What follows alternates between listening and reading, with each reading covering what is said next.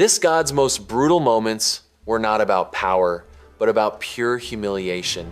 I uncovered the one act of pettiness that tops them all.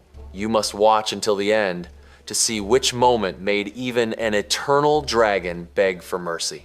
When following the events of Dragon Ball Super in proper chronological order, it becomes increasingly clear that Beerus earns his fearsome reputation through far more than raw power alone. His actions consistently showcase a being who embodies destruction not just physically, but emotionally and psychologically as well. One of the earliest and most unsettling displays of this comes from a flashback involving Vegeta's youth, where Beerus enforces his dominance over King Vegeta in the most humiliating way imaginable. Rather than striking him down in battle, Beerus places his foot on the Saiyan King's head, pressing him into the ground and nearly crushing his skull. The reason behind this cruelty is almost laughably trivial. The Saiyans failed to provide Beerus with the single most comfortable pillow in the universe, offering him the second best instead. This moment perfectly captures Beerus's godly pettiness and his complete lack of concern for mortal pride, showing that even minor inconveniences can provoke devastating consequences. Although Beerus's destructive nature was already well known, his true combat superiority wasn't fully demonstrated until his arrival on King Kai's planet in search of information about the Super Saiyan God. As expected, Goku challenged him without hesitation, driven by curiosity and his endless desire to test his limits. What followed was less of a fight and more of a harsh reality check. Even after transforming into Super Saiyan 3, Goku was utterly outmatched. Beerus effortlessly dodged his attacks, moved faster than Goku could track, and ultimately ended the encounter with a casual flick to the forehead that sent him flying. The encounter made it painfully obvious that gods of destruction exist on an entirely different plane, and that even Earth's strongest warriors are little more than children in comparison. Beerus' savagery isn't limited to combat alone, as seen during his visit to an unnamed planet that attempted to appease him with an elaborate feast. The planet's inhabitants waited in absolute terror as Beerus sampled their offerings, hoping desperately that their food would be enough to spare them from annihilation. For a brief moment, their fear subsided when Beerus admitted that he liked one of their desserts. That relief was short-lived.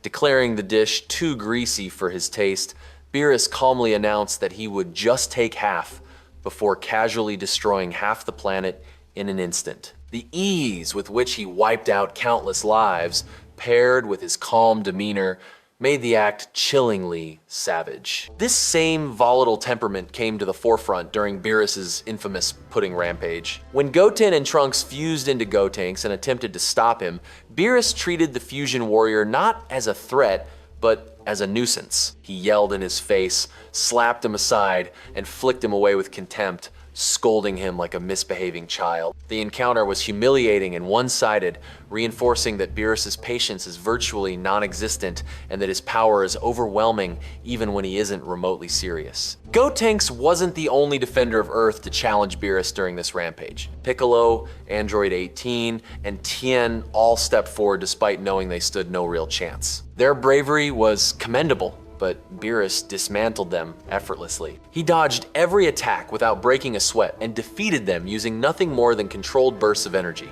The fight served as another reminder that Beerus doesn't need to exert himself to dominate even Earth's most experienced fighters. One of the most controversial and unsettling moments involving Beerus occurs when he strikes Bulma. From Vegeta's perspective, the act ignites a surge of rage that pushes him beyond his limits.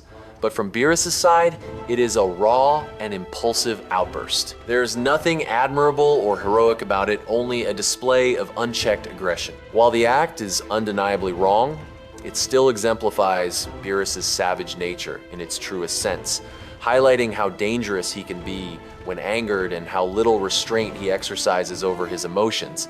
Later, during the Universe 6 saga, Beerus delivers one of his most memorable savage moments without throwing a single punch. When Shenron proves incapable of locating the Super Dragon Balls due to their immense scale, the Eternal Dragon trembles in fear. Beerus responds not with destruction, but with brutal mockery, dismissing Shenron as a useless lizard before dismissing him entirely. The scene is memorable, precisely because of how terrified Shenron is, reinforcing just how far above him Beerus stands. Despite his reputation, Beerus is capable of surprising acts of kindness, albeit in his own uniquely savage way. After Universe 7's victory in the tournament against Universe 6, Beerus gains a Super Dragon Ball wish. Publicly, he claims to have used it for something trivial, but in reality, he restores Universe 6's Earth for his brother, Champa. The act is altruistic, yet still very much in character, as Beerus performs it quietly, without seeking recognition or praise. Beerus' decisiveness is further demonstrated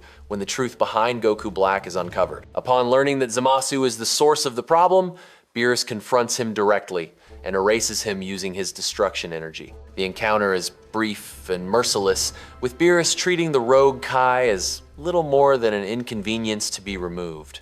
There is no hesitation, no dramatic struggle, just absolute authority. Finally, Beerus makes his stance on time travel painfully clear when he destroys the rare material Bulma intended to use for her experiment. Without allowing for argument or explanation, he eliminates the possibility entirely, reinforcing that certain laws are absolute even to Earth's greatest minds. The act is swift, cold, and final, perfectly encapsulating Beerus' approach to maintaining cosmic order. Out of all these moments, Beerus' verbal dismantling of Shenron remains one of the most striking, largely due to the sheer fear it inspires. Whether through words, power, or casual destruction, Beerus consistently proves why he is one of the most savagely compelling characters in the Dragon Ball universe, an unpredictable god whose presence alone is enough to make even immortals tremble. Beerus redefines savage. Now you decide. Drop your comment below and rank his most brutally disrespectful moment. Explain which act proved he was truly untouchable. Do not forget to follow for more breakdowns of the most ruthless characters in anime.